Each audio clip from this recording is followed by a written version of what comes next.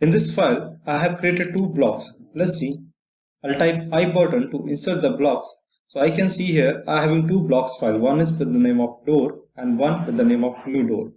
I'll inserting the new door file and I'll take it number of times, this file here.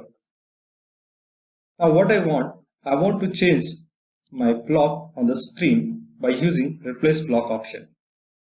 To use this tool, we can type block replace, or we can type block RE, or we can take from here from block panel. So first I'll take from the block panel. We'll understand how to use it. We'll take this tool from here and we'll specify the block that we have to replace. I'll take here from new door, that is my new door, and do OK. Now what I want here, I want a door and do OK.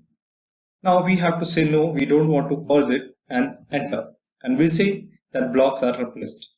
Again, if I want to replace by the shortcut key, we'll type here block replace, or block RE we can type and enter.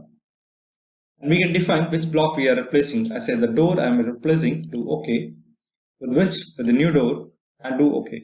And again we have to specify that we don't want to pause, and no, we'll type and enter. And we'll see this is how we can replace the block into our drawing files.